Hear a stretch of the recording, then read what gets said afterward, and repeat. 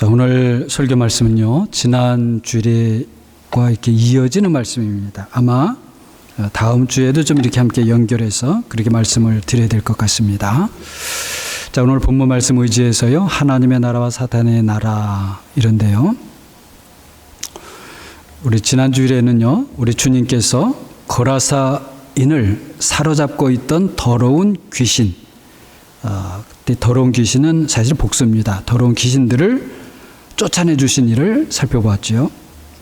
우리는 그 일을 통해서 우리 사람이 얼마나 피폐해 줄 수 있는가 하는 것을 다시 알게 되었습니다. 또 주님께서 우리를 고쳐주시는 그 은혜가 얼마나 놀라운 것인지도 우리가 보게 되었습니다. 뿐만 아니라 사탄이 이 세상에서 자신의 나라를 확장해 보려는 그런 사탄의 음모와 시도가 실제로 있다고 하는 것도 우리가 다시 한번 생각해 보게 되었습니다. 이것이 사실은 얼마나 위험한 일인지, 그리고 또 실제로 이 세상에 벌어지고 있는 그런 일인 것입니다. 우리 사람에게는 위험한 것들이 물론 많이 있습니다. 그러나 사실은 사탄보다 더 위험한 그런 존재가 없어요. 우리 사람에게. 우리 믿는 사람들은 우리 집이나 재산을 노리는 그런 도둑으로부터 지키는 것 필요합니다. 그렇지만 사실은 우리는 믿는 성도로서요, 사탄 마귀를 더 조심하고 더 경계해야 됩니다. 사탄은 세상 도둑과 또는 우리 사기꾼이라고 하죠. 그 속이는 자들보다도 훨씬 더 교묘하고 그리고 위험한 존재입니다. 제가 사실 설교 제목에서 사탄의 나라라고 했는데요. 사실 원래는 사탄의 나라는 없는 것이죠. 사탄이 하나님의 것을 약탈하는 것이고요.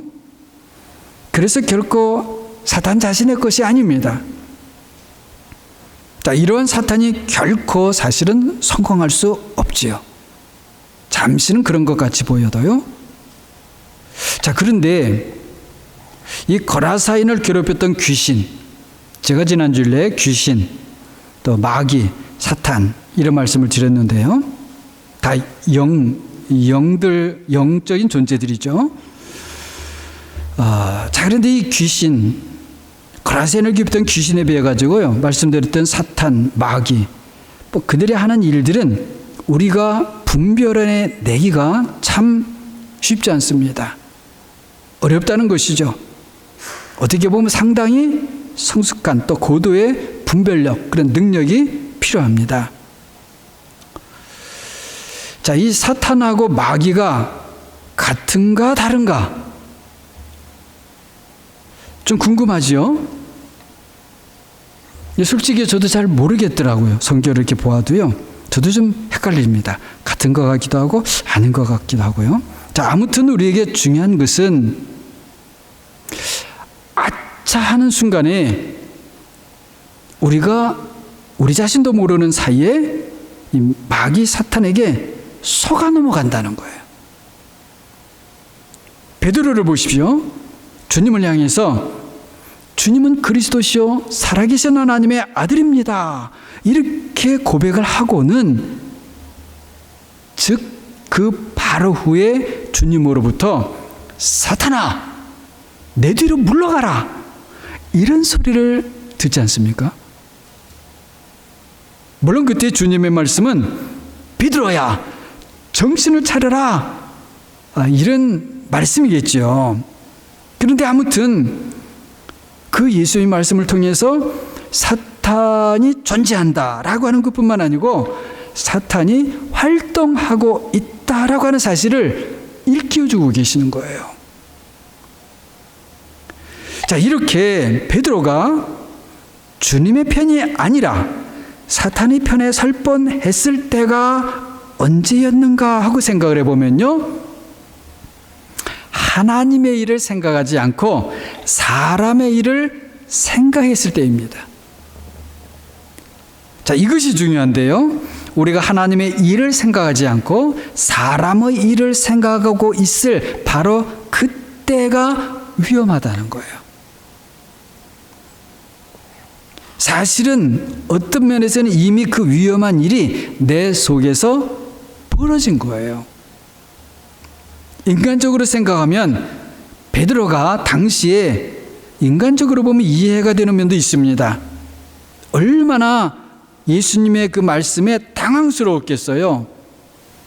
하지만 그렇게 당황스러울 그때에 베드로는 자신의 마음을 좀 안정시키고 주님의 말씀이 이렇게 주님 말씀하셨는데 이게 도대체 무슨 뜻일까? 이 일에 무슨 하나님의 뜻이 있을까? 사실은 이런 생각을 했어야 했는데 그러지 못한 것이죠. 그래서 주님의 말씀을 듣자마자 자신의 마음에 그냥 느껴지는 대로 또 자신이 평소에 가지고 있던 그런 기억과 과거의 기억과 또는 감정과 또는 자기의 기질에 따라서 그렇게 생각하고는 그대로 말했던 거예요. 그렇기 때문에 우리가 사단의 속임에 넘어가지 않으려면 평소에 하나님의 말씀을 따라 생각하고 말하는 훈련이 많이 필요합니다. 우리의 마음을 안정시키는 그런 훈련과 습관도 필요하고요. 그리고 말씀에 대한 것과 똑같이 성령 하나님을 민감하게 따르는 그런 훈련도 우리가 많이 필요합니다. 제가 말씀드리려는 것은요, 실제 우리 삶 속에서 우리가 영계라고 하면 우리가 영계라고 하는 말을 잘 쓰지는 않는데요, 영의 세계와 접촉이 어떤 면에선가 이루어지고 있고요, 우리도 알지 못하는 순간에 어떤 나쁜 영, 악한 영의 침투를 받을 수 있고 위험에 빠질 수 있다는 거예요. 그렇기 때문에 우리에게는요, 창조주 하나님의 영인 영의 그 인도를 받는 생활이 우리 반드시 꼭 필요하다는 것을 제가 말씀드리려고 하는 것입니다. 자, 우리는 어느 한순간에 하나님의 편에 있을 수도 있고요, 반대로 우리가 의도하지 않았지만 반대로 악한 영, 사단의 편에 설 수도 있습니다. 그래서 저부터 늘 조심하고 또 조심해야 되는 것이죠. 이 사탄 마귀는 우리의 약한 부분을 한순간에, 아주 정말 한순간에 치고 들어오는 거예요. 그렇다고 해서 우리가 겁내고 두려워하고 걱정하고 할 필요는 없습니다. 그리고 또 우리의 약한 것을 일부러 우리가 감추려고 할 그럴 필요도 없습니다. 중요한 것은 우리가 하나님의 영으로 인도함을 받는다면 우리는 하나님 이외에 어떤 것도 두려워할 필요가 없는 것이죠. 제가 들은 이야기인데요, 한국의 어떤 훌륭한 신학교 교수님이 강의 시간에 이런 말씀을 했다고 해요. 사탄 마귀에 대해서는 이야기를 하시면서 마치 풍선에 그림을 그려놓고 바람을 불어넣은 것 같다는 거예요. 바람이 꽉 찬 풍선에 그려있는 그 마귀 얼굴이 점점 커가지고 나중에 아주 굉장히 커 보이겠죠? 무섭게 보일 수도 있겠죠. 그런데 그 풍선을 바늘 하나로 콕 찌르기만 해도 금방 터져버리는 것이죠. 그러니까 사단 마귀는 사실 아무것도 아니라 하는 것을 그런 비유로 말씀을 하신 것 같아요. 자, 실제로 이 사탄 마귀는 하나님 앞에서는 아무것도 아닌 그저 우리와 다를 바 없는 피조물들에 불과합니다. 대신에 선한 천사들도 다 피조물이죠. 선한 천사들과 달리 삐뚤어지고 빗나간 그런 영적 피조물들인 것이죠. 천사 엔젤스라지만 엔젤스도 스피릿이라고 할 수 있고요, 약한 데블, 이블도 스피릿이에요. 이블 스피릿. 예. 자, 그들이 영적 존재라고 하는 것, 이것이 중요한 것이 아니라 사실은 하나님의 피조물에 불과하다는 것, 이것을 우리가 알아야 됩니다. 하나님께서 우리와 함께 하시면, 그래서 하나님의 영이 우리 안에 내주하시면 우리 앞에서도 사탄 마귀는 아무것도 아니라는 것이죠. 자, 그렇기 때문에 다시 우리에게 중요한 것이 무엇인가? 우리가 오직 하나님의 영으로 인도함을 받는 것입니다. 자, 어떻게 그럴 수 있을까요?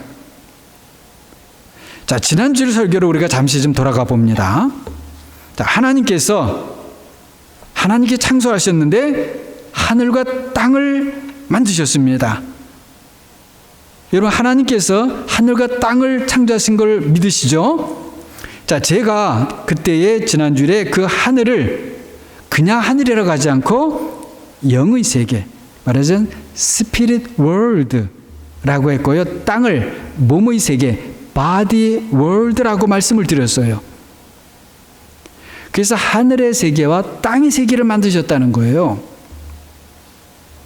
그러니까 하나님께서는 그리고 하늘 즉 그 영의 세계에 몸이 없는 영들이 살게 그렇게 또 해주신 것이고, 반면에 땅, 우리가 이 몸, 바디, 이 세계는 말하자면 식물, 동물, 그리고 사람처럼 이런 몸을 가진 생명들이 그렇게 살도록 그렇게 해주신 거예요.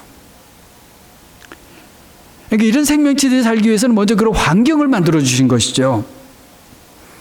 자, 여러분 여기까지는 뭐 이해하는데 어렵지 않으실 것 같아요. 잘 이해가 되실 것 같습니다. 자, 그런데 우리가 알아야 할 중요한 것이 있는데 그 무엇이냐면, 몸이 없는 영들이나 우리처럼 몸을 가진 생명들이나 모두 뭐예요? 하나님께서 만드신 피조물들이고, 서로 차원이 다르기는 하지만 전혀 다른 것이 아니라 모두가 다 하나님에 의해서, 그리고 하나님을 위해서 만들어진 피조물이라는 거예요. 하나님의 영광과 찬양을 위해서 만들어진 것이죠. 예를 들면 우리가 이 세상만 하더라도요, 이 땅의 세상만 하더라도 우리와 같은 보통 사람들이 만나기 힘들 정도의 그렇게 사는 사람들이 있죠. 그런 사람들이 있습니다. 자, 그런데 그렇게 아무리 살아도 그런 사람들이 우리와 같은 사람들이지 다른 사람들이 아니잖아요. 마찬가지예요. 하늘에 사는 영적 존재들이나 땅에 사는 몸을 가진 우리들이나 하나님이 만드신 피조물들이라는 점에서는 같다는 거예요. 자, 그리고 만들어진 목적도요, 다 똑같아요. 뭐냐면 하나님의 영광을 위해서도 만들어진 거예요. 하나님의 영광을 받고 하나님의 영광을 드러내고 하나님의 영광 속에서 그 하나님의 영광을 반영하며 살도록 그렇게 만드는 거예요.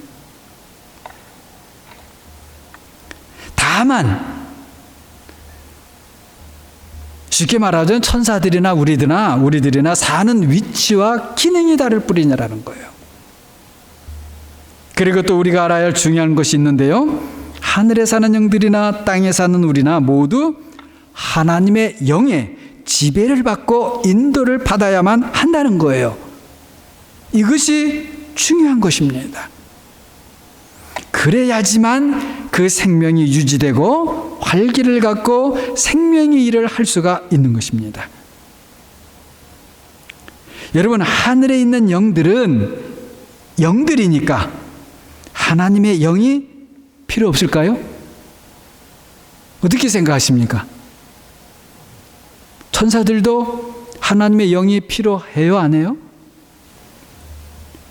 당연하죠.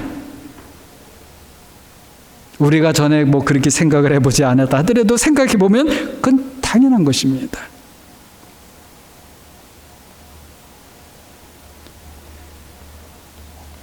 자, 그런데 하늘에 있는 영들이니까 자신들도 나는 하나님의 영이 필요 없어, 이렇게 생각하는 영들이 사탄 마귀예요. 자신들도 영이고 하나님도 영이시고, 왜 그래서 자신들이 하나님의 영의 지배를 받아야 하는가? 우리는 우리 스스로 살겠다, 우리 마음대로 한번 살아보겠다, 바로 그랬던 존재들이 사탄 마귀라는 거예요. 그런데 그 사탄 마귀가 그렇게 생각을 한다 해도 실상은 그들은 스스로 존재하는 그런 존재들이 아니에요. 결코 하나님의 은혜로 존재하는 존재들이고요, 그리고 하나님의 영으로 사는 그런 영들이고요. 제가 이제 말씀드리려고 하는 것은요, 그와 같이 땅에 살고 있는 우리도 마찬가지인 거예요. 우리는 그냥 몸을 가진 존재니까 나는 몸으로만 살겠다. 또 몸만 살면 되는 것 아닌가? 이렇게 생각할 수 있는 이것이 착각인 거예요. 하늘에 있는 것들이든지 땅에 있는 것이든지 모든 것들은 하나님의 섭리에 의해서 생겨났고, 그리고 하나님의 영으로 사는 그런 존재들이고요. 그리고 하나님의 영으로만 살 수 있는 존재들이라는 거예요. 이것을 우리가 꼭 알아야 된다는 것입니다. 사실은요, 우리 사람도 아담과 하와의 타락 이전에는요, 영적인 존재들이었던 거예요. 몸을 가진 영적인 존재들.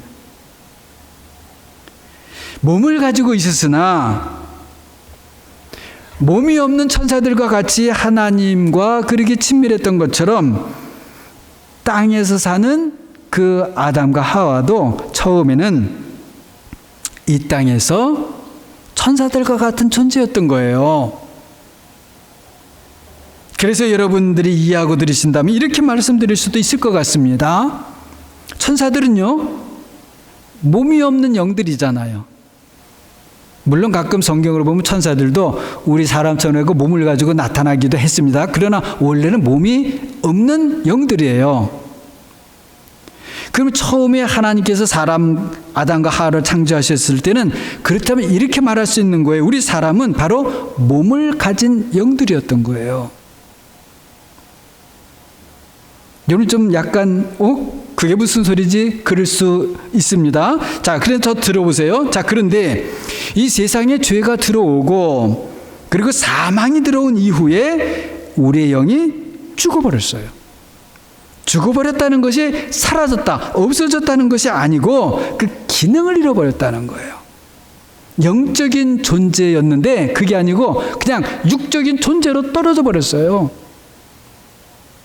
마치 그 영이 생명 없이 바싹 말라버린 그 어떤 것 같이 그렇게 돼버렸어요.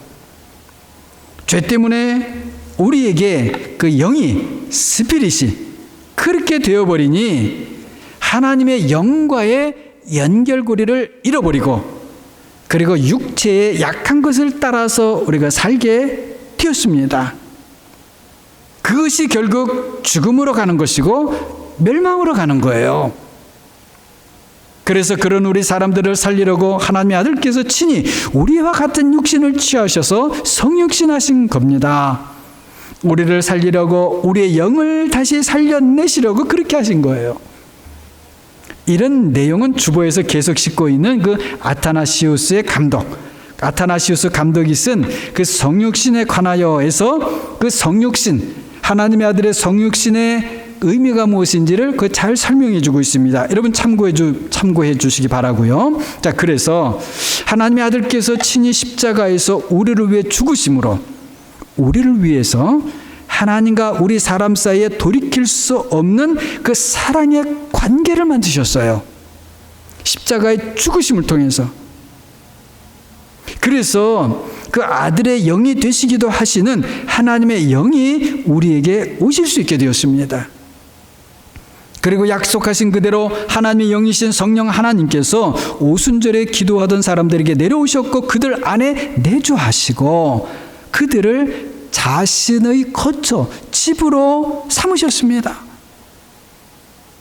근데 그 집으로 삼고 거처로 삼은 것이 그냥 필요하면은 계셨다가 필요 없어도 나가세요. 그게 아니고요. 사실은 영원한 거처로 삼으신 거예요. 정말 놀라운 일이죠. 사람의 입장에서 보면, 우리 사람의 입장에서 보면 그것이 무엇입니까? 바로 우리 사람 안에 죽어있던 영이 다시 살아나게 되었다는 거예요. 우리가 다시 몸을 가진 영적 존재들이 되었다는 것입니다. 우리에게 이것이 놀라운 일이라는 거예요. 자, 이런 저의 설명 이런 것을 생각하시면서요, 로마서 8장 1절과 2절을 보겠습니다. 자, 1절, 2절을 보게 되면요. 그러므로 이제 그리스도 예수 안에 있는 자에게는 결코 정죄함이 없나니 이는 그리스도 예수 안에 있는 생명의 성령의 법이 죄와 사망의 법에서 너를 해방하였음이라. 자, 이 말씀이 무슨 의미가 되냐면요.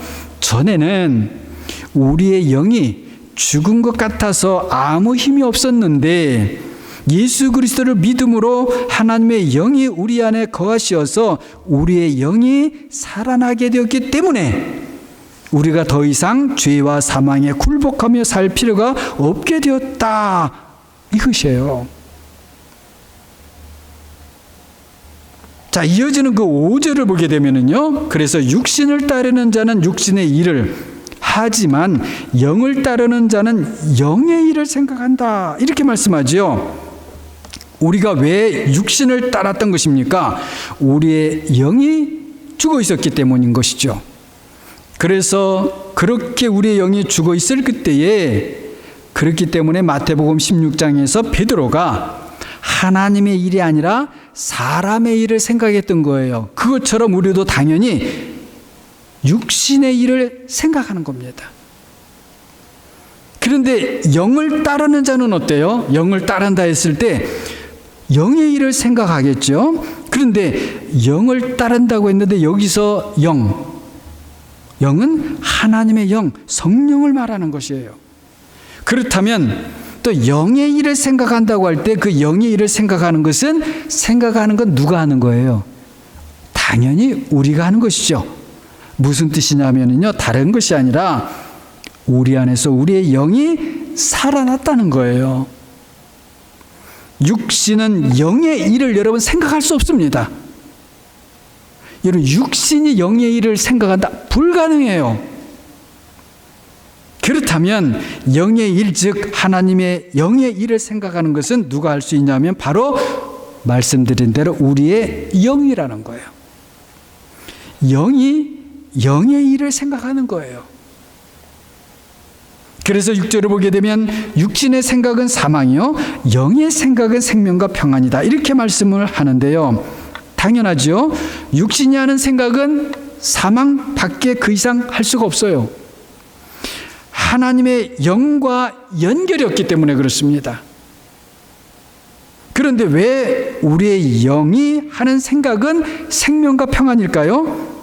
우리 안에 임하신 성령 하나님께서 우리의 영을 살려주셨고 그렇게 우리 안에서 살아난 영이 그 하나님의 영을 따라서 생각하기 때문에 거기에 생명과 평화가 있는 거예요. 믿음으로 그리스도 안에서 우리의 영이 살아났습니다. 믿습니까? 우리의 영이 살아났어요.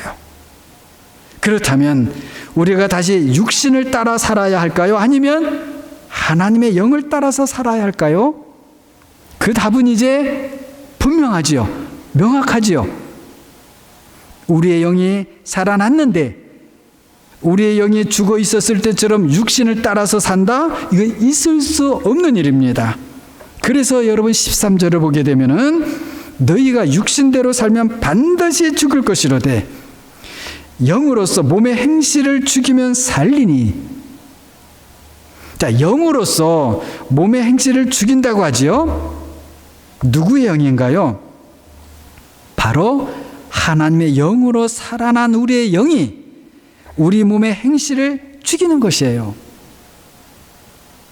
몸의 행실을 죽인다고 하는 것은 우리의 영이 우리의 이제 몸을 통제한다, 다스린다, 그런 뜻입니다.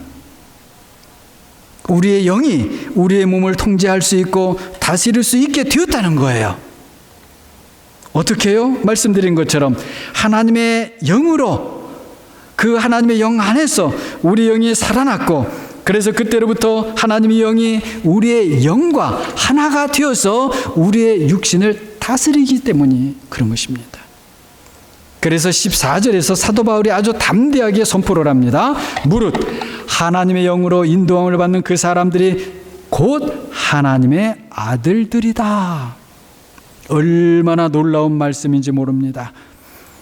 이제부터는 영이신 하나님과 뗄래야 뗄 수 없는 그런 부자 관계가 되었다는 것이에요. 왜요?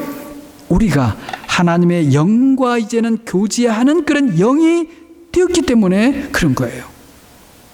여러분, 육신은 사실은 여기 육신은 다 사르크입니다. 이 사르크는요, 하나님의 영과 교제가 안 돼요. 할 수도 없습니다. 여러분, 하나님이 육신이 아니셔요. 아니신데 어떻게 육신으로 우리가 하나님과 교제를 합니까? 말이 안 되는 것이죠. 우리가 그만큼 놀라운 영적 존재들이 되었다는 것이에요. 우리가 이 믿음 가운데 우리가 이제 서야지 됩니다. 그리고 그것은 우리의 영이 그만큼 우리 안에서 살아났다는 것을 의미하는 거예요. 우리가 더 이상 육의 사람이 아니라 어떤 사람이 된 거예요? 영의 사람이 된 거예요. 그 영은 어떤 영입니까? 죄와 죽음에 무서웠던 그런 영이 더 이상 아닙니다. 하나님 아버지를 아들 하나님처럼 아버지라 부르는 그런 우리가 그런 영이 된 거예요. 그래서 15절을 보게 되면 너희가 다시 무수하는 종의 영을 받지 아니하고 양자의 영을 받았으므로, 즉 말하자면요, 우리를 양자로 만들어 주시는 그 성령을 받았기 때문에 우리가 하나님 아버지를 성령을 따라서 아바 아버지라고 부르고 있다, 이런 말씀이에요. 부르는 이라가요, 현재형입니다. 일라로 현재 우리가 그렇게 부르고 있다는 거예요. 이어지는 16절을 보면요, 한 걸음 더 들어가서 조금 더 자세하게 설명을 해줍니다. 자, 성령이 친히 우리의 영과 더불어 우리가 하나님의 자녀들인 것을 증언하신다, 그렇게 해요. 우리의 영이라고 분명히 말씀합니다. 요한복음 16장을 보면 주님께서 장차 성령께서 하실 일을 미리 말씀을 해주십니다. 그 16장 14절이 이렇습니다. 그는 여기서 성령이에요. 성령께서 내 영광을 나타내리니 내 것을 가지고 너에게 알리실 것이다. 우리 주님께서, 말씀이신 하나님의 아들 우리 주 예수 그리스도께서 성령에 대해서 설명을 해주고 계셔요. 우리가 시간이 좀 지났지만 지난 주일 공부 시간에 배운 것을 다시 생각해 보면요, 그때 말씀과 성령의 관계에 대해서 배웠는데, 성령은 말씀을 어떻게 한다 그랬어요? The Holy Spirit demonstrates the word, 말씀을 나타내 주시고, 또 대신에 그 말씀은, the word는 어떻게 해요? 성령을 articulate the Spirit, 그렇게 했죠. 그런데 보십시오, 주님께서 그렇게 설명을 해주시기를 성령께서 자신의 영광을 나타내시고, 자신의 영광을 가지고 나타내시고, 그리고 자신의 것을 가지고 우리에게 알려주신다는 거예요. 자, 여기서도 우리가 알아야 할 것이 있는데요, 그 성령께서는 그런 일들을 어디에서 하시는가? 바로 우리 안에서 하신다는 거예요. 우리 안에서, 내 속에서. 그래서 내 속에서 우리의 영을 다시 살려내시고, 살아난 우리의 영과 함께 이제 그런 일들 하세요. 놀라운 일이죠. 그렇기 때문에 우리가 성령 하나님으로 하여금 우리 안에서 일하시도록 우리를 내어드리면 드릴수록 성령께서 하시는 일은 점점 커지고, 하시는 일이 커지는 만큼 우리 안에서는 우리가 하나님의 자녀라는 그 인식이, 그 지식이 더욱 확실해지고, 그만큼 우리 밖에 있는 모든 것들을 볼 때도 우리가 하나님의 자녀로서 보게 되고, 하나님의 자녀로서 그렇게 알게 되고, 그리고 하나님의 자녀로서 우리가 행하게 되는 거예요. 그러면서 우리 자신을 포함해서 하나님께서 지으신 모든 만물들이 그리스도의 무릎 아래 꿇게 되는 것을 보게 되는 것입니다. 그러면 우리가 주님께 드리는 찬양도 그만큼 힘이 있어지게 되고요, 그리고 하늘의 천사들과도 더욱 조화를 이루는 그런 찬양을 하게 되는 것입니다. 16절에 나오는 성령이 친히 우리의 영과 더불어, 이 말씀이 아주 중요합니다. 성령 곧 하나님의 영과 우리의 영이, 다시 말씀드리면 영과 영이 서로 관계하는 거예요. 이 관계가 참으로 올바른 관계이고요. 그리고 이 관계야말로 가장 아름답고 조화롭고 그리고 생명의 관계입니다. 대신에 여러분, 영과 물질은 이 상호 관계가 없어요. 일방적 관계만 있게 됩니다. 자, 그건 무슨 뜻인지 지금 설명드리기는 힘들고, 하여튼 그렇다고 여러분 그냥 이해해 주시고요. 자, 아무튼 영, 스피릿 하면 하나님의 영도 스피릿이죠. 하나님의 영도 영이잖아요. 스피릿이에요. 물론 그 하나님의 영은 창조하는 스피릿이에요. 자, 천사들도 창조되었지만 스피릿이죠. 그래서 크리에이티드 스피릿 그렇게 해요. 자, 그런데 우리는 이제 몸을 가진 스피릿이에요. 그래서 그 스피릿으로서 서로 통하는 거예요. 자, 이것도 그냥 이 정도로 하고요. 오늘 중요한 것은 무엇인가? 하나님의 영이 우리의 영과 더불어서 우리가 하나님의 자녀인 것을 우리 안에 더 깊이 각인시켜 주시고, 그리고 자라나게 해주시고, 또 그런 입장에서 실제로 우리라고 이 세상에서 살게 해주시는 것입니다.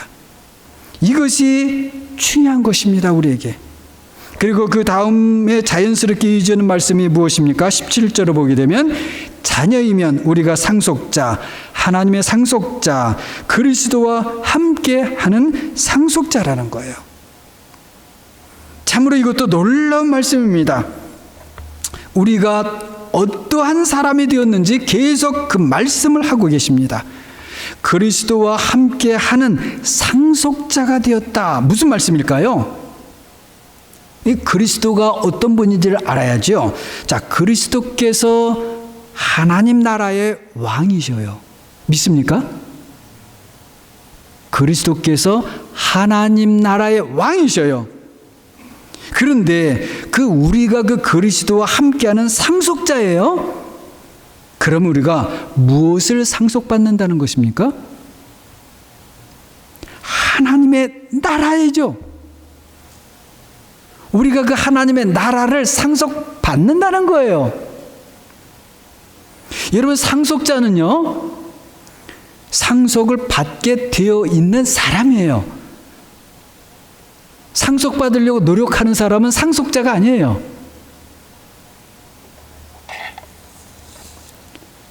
여러분, 상속자는 상속받으려고 말씀드린 대로 노력할 필요가 없어요. 상속받게 되어 있어요. 자, 우리가 상속자라면 우리는 이미 상속을 받은 것입니다. 누가복음 17장을 보면 바리새인들이 예수님을 찾아와서 도대체 당신이 말하는 하나님의 나라, 그 하나님의 나라 하는데 도대체 언제 임하는 것입니까? 이렇게 묻죠. 그래서 17장 21절을 보게 되면 우리 주님께서 이렇게 대답을 하십니다.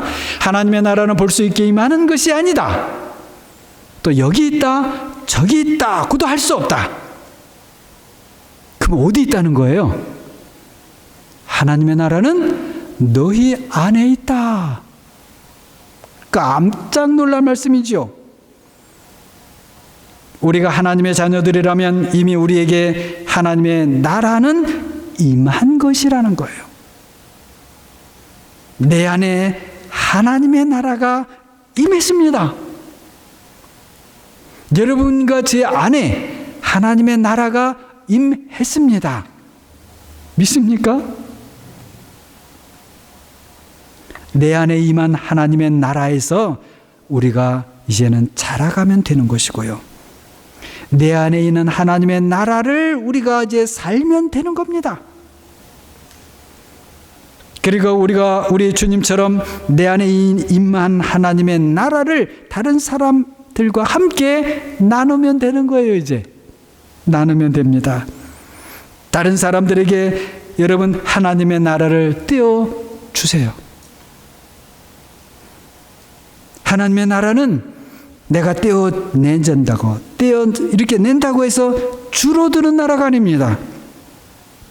우리 주님께서 빵 5개와 물고기 2마리로 5,000명을 먹이셨죠.